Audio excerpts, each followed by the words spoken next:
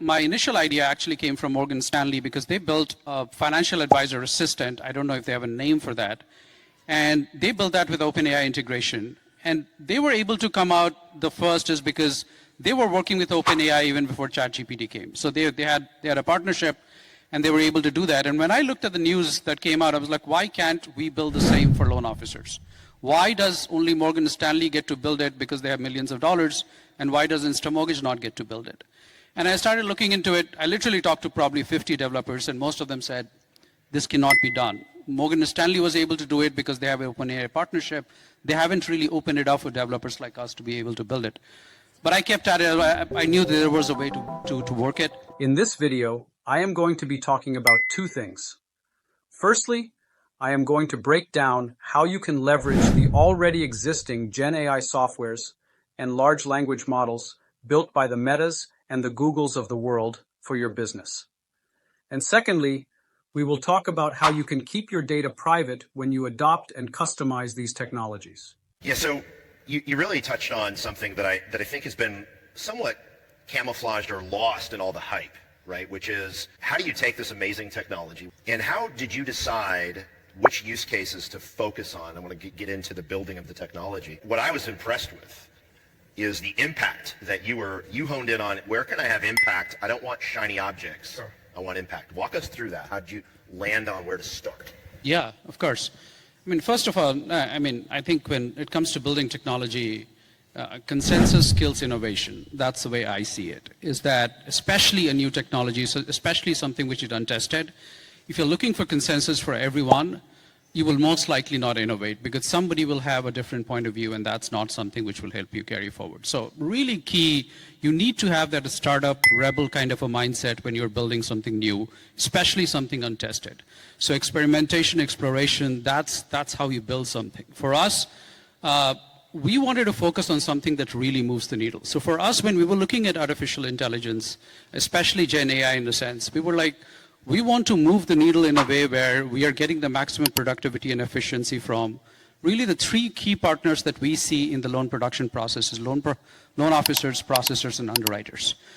And that's where we wanted to move the needle. We wanted to start that with loan officers. And we were looking at what are the kind of things that occupy them on a day-to-day basis. And that's where we started. Essentially, where are they spending their time? Where they're spending their time, where are they using the other resources in the company, and how do we minimize that? My initial idea actually came from Morgan Stanley because they built a financial advisor assistant, and they built that with OpenAI integration. And they were able to come out the first is because they were working with OpenAI even before ChatGPT came. So they had a partnership, and they were able to do that. And when I looked at the news that came out, I was like, why can't we build the same for loan officers? Why does only Morgan Stanley get to build it because they have millions of dollars? And why does Instamortgage not get to build it?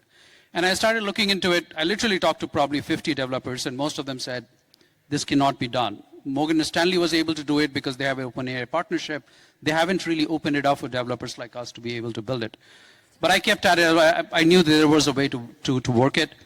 And so eventually we built something which was very basic, really. All we were trying to test is that, can we have all our policies integrated with say, OpenAI large language model? Policies and procedures. Just the policies and procedures. A few hundred pages of documents.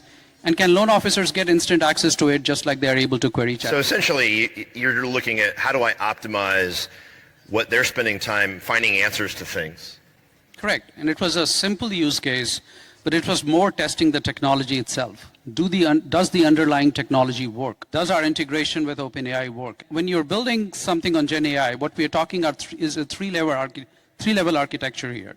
You're talking hardware, you're talking software, and then you're talking data, which is your domain expertise here. And the hardware is the easy part, right? Hardware is something that the large language model companies have built for you.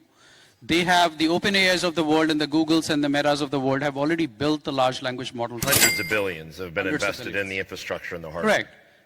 You take that integration with large language models, in this case, say OpenAI or Claude or whichever that you want to, and then you build that model with your domain expertise and multiple different software that goes into the architecture. Just to give you a sense of how we built InstaAI, the Gen AI platform that we built, is that yes, we have the OpenAI integration with large language model, but on top of that, there are platforms like Vercel and Fly.io, and most importantly, LangChain, which is a very complex structure on how you organize your data.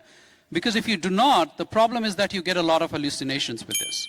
And so to take hallucination out, that's the critical part when you're building a Gen AI platform, is because you would not know as a user if the answer is right or wrong.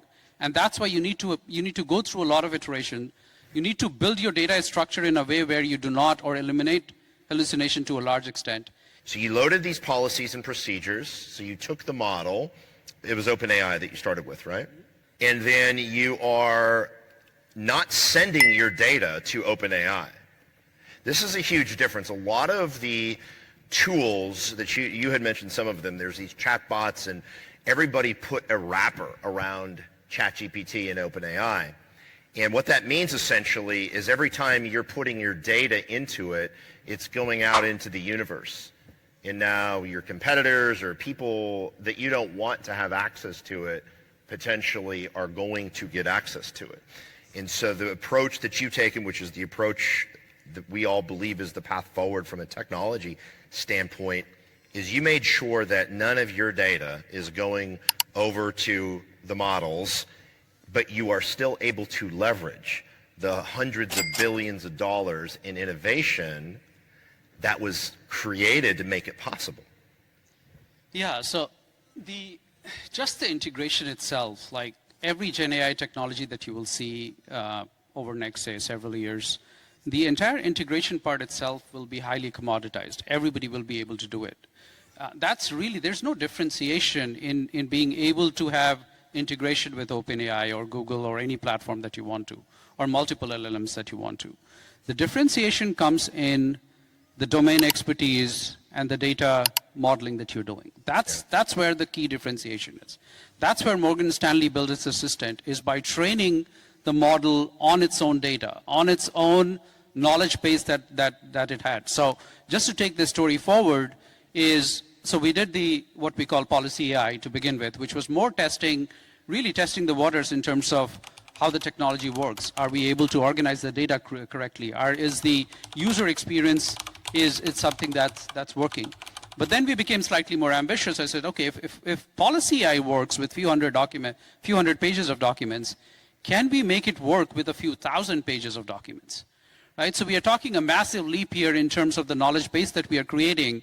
And so our next module that we built on that platform is what we call Mortgage AI, which is basically now taking every single page of the guideline that exists for mortgage industry. So we are talking hundreds of pages of FHA guidelines, Fannie Mae guidelines, Freddie Mac guidelines, USDA guidelines, VA guidelines. On top of that, not just the guideline part of it, but really taking everything else that loan officers use. For example, what's the loan limit for Santa Clara County in California? Now there are hundreds, if not thousands, of counties in the country. You put that in your knowledge base. So then you add compliance on top of it. When does trigger? When do we need right of rescission? When we don't? You build one on top of each other, and now we are talking literally thousands and thousands and thousands of pages of knowledge base. And now you try to organize that with an OpenAI integration just about fine, but how do you organize the data in a way that you avoid what I was calling hallucination to begin with? Because what was happening when we tried to build it is that we will ask it an FHA question, and the model will try to reference a VA answer. Is because it doesn't know because if you're not referencing it correctly, it does not know from which guideline do I need to pull the answer to give the answer to the loan officers. And that's a huge amount of iteration that you have to go through. So how did you figure that part out, by the way? That's secret sauce. I'm not going to give that away. That's fair. It is highly... Thought maybe we could trick him into telling us the answer. Yeah.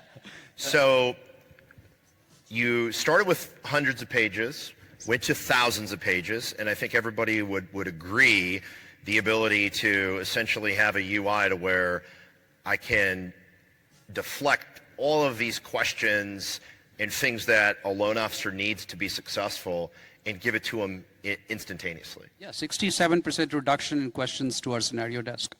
Say that. 67% reduction in questions sent to our scenario desk, which our underwriters need to man that. So take the cost of that you have a full-time underwriter managing your scenario desk, you minimize that by 67% because now you have this platform that sometimes underwriters use it.